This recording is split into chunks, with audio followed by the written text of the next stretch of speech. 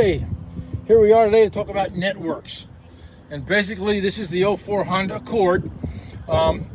It doesn't have the fastest network like we see on today's cars, but for its time it was pretty advanced. We're going to concentrate mostly on BCAN. That's a slower network. It's a one-wire topology, probably similar to Class 2 on GM or Chrysler PCI. I don't know the speed, but in this case, it is a network consisting of the upper left. It is a multiplex integrated control unit, the door control unit, the combo switch control unit, the audio HVAC control unit, the gauge control, which is the cluster, and the relay control module. The other network is high-speed CAN. On this vehicle, it is only between the gauge control module and the PCM. So basically, we're going to talk about a lot of different things. This video will most likely be shot in segments because there's going to be some moving around. As far as leads, we're going to use a bunch of different tests. We're going to see the effect on the network as far as inputs, communication, outputs. Because basically, these computers are wired to certain inputs. For instance, the washer switch, the turn signal switch, the AC switch. And that's a request for something to happen, and then it gets to a respective module. Then it gets networked over to another module, which carries out its command. Any kind of broken circuit within the network will cause problems of things not working. So we're going to do this things in steps. Today I'm just going to probably most likely concentrate on keyless entry. So let's take a look at the schematic. You probably want to print this out.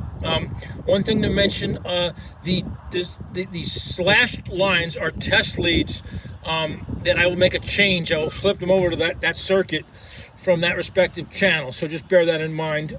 We will start the video with A.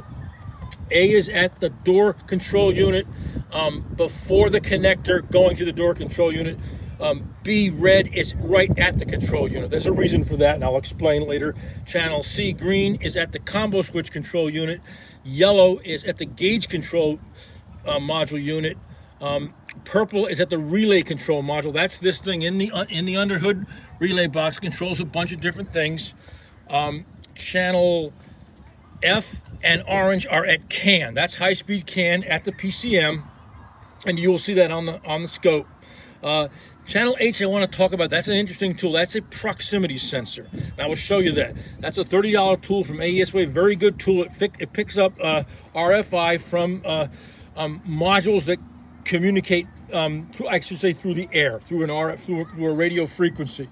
So sort of the keyless entry, when I hit the button, you'll see that signal from the door control unit, and the proximity sensor will pick it up, and we'll see it on the scope. There is the proximity sensor wired to channel H. It is a BNC connector.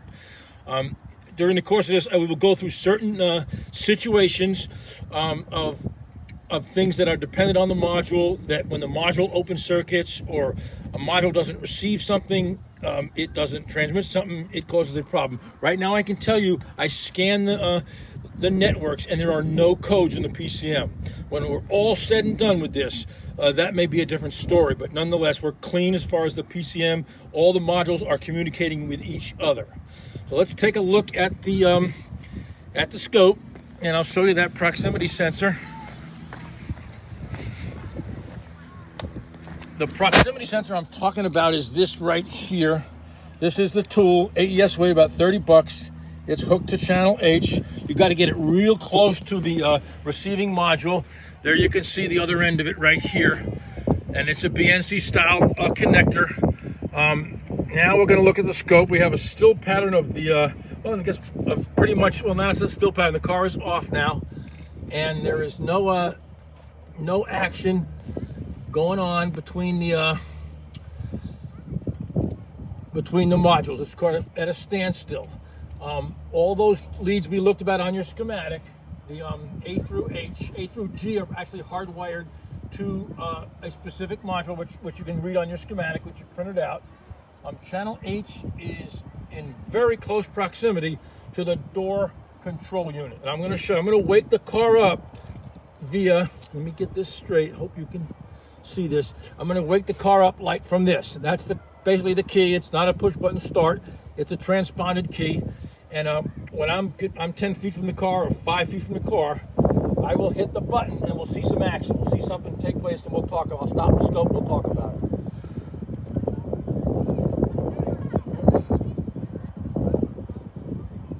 Okay. I hit the unlock button. I will stop the scope and we'll take a look at what happened. Okay, we can see that the network woke up, the beacon circuit woke up, the respective modules. What I'll talk about first is the proximity sensor, because that's probably where it all started.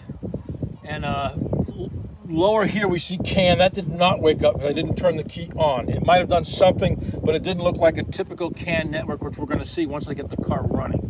So as far as the proximity sensor, let's take a look at this. You've probably seen this pattern before.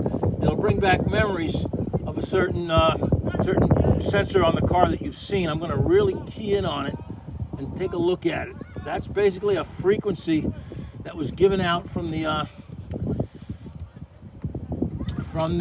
door control unit. I'm going to key in on it, and now we're going to see the frequency. Okay, you can probably see that hogging the screen. That kind of looks like a knock sensor. It reminds me of the old knock sensors when we tested them with a scope, when we tapped on them lightly to see what they did. But anyway, I had to really key in on that to see it. But that's basically the signal that the key picked up, and the key gave back its code, its specific code, which is linked to that door control unit. And it got the module up and working. So let's get back to normal size and talk about each situation. This is the beacon. These are the beacon circuits. We're on 5 of the modules. We're not on all of them. That's basically a normal looking beacon. We're probably a 0 to 5.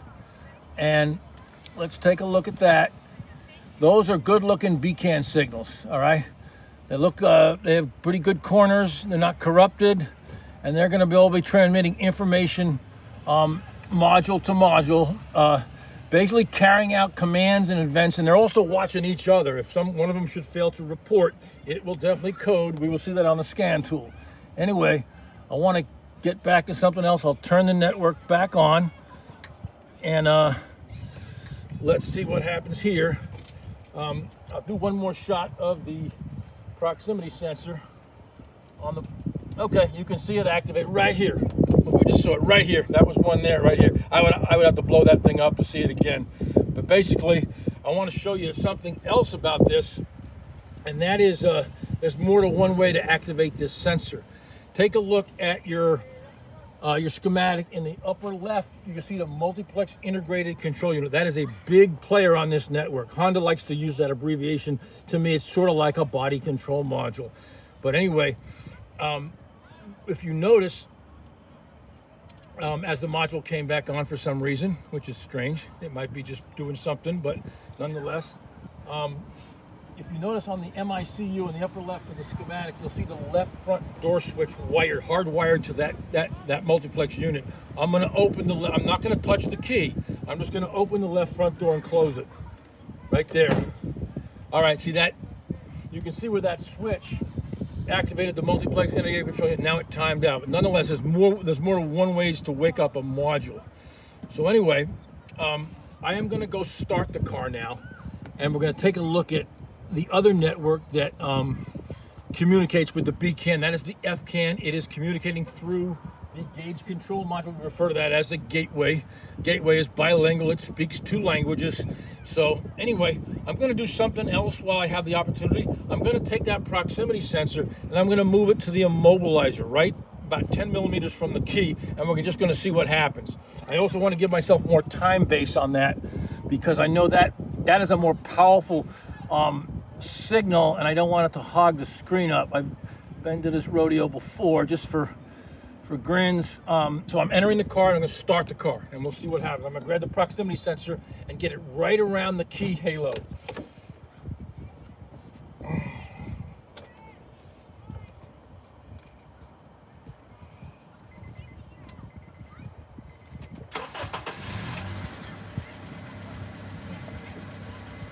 As we can see, we do have a signal.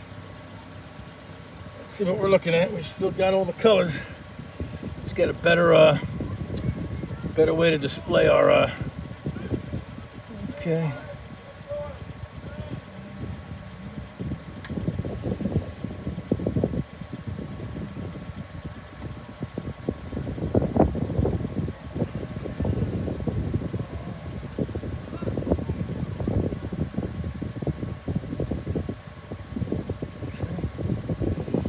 Okay, that is that common network which we're so used to these days. I will stop the screen and we'll talk about the CAN circuit, the high-speed CAN.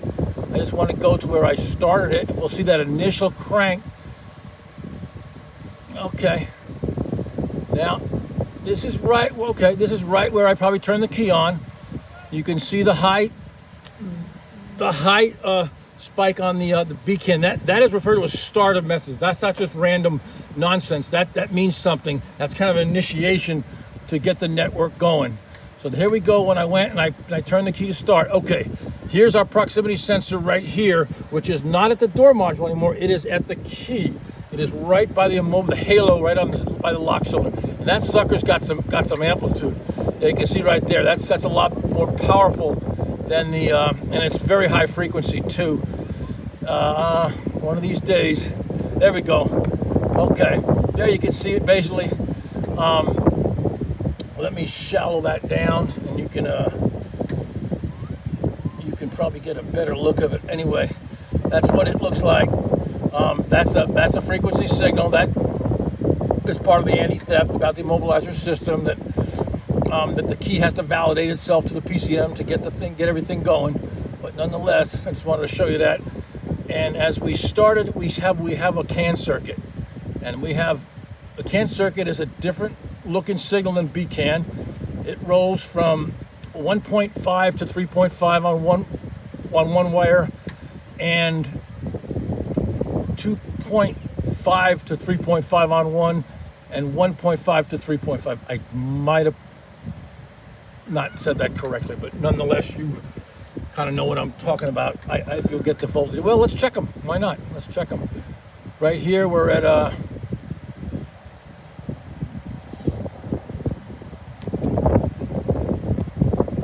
2.4 here, and we're at 1. Come on. Oh no, come on, no. Come on.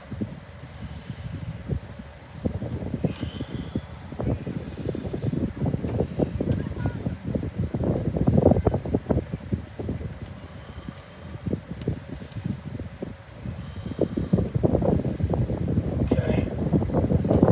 There's our CAN circuit. Okay. We are here at 2.46, and here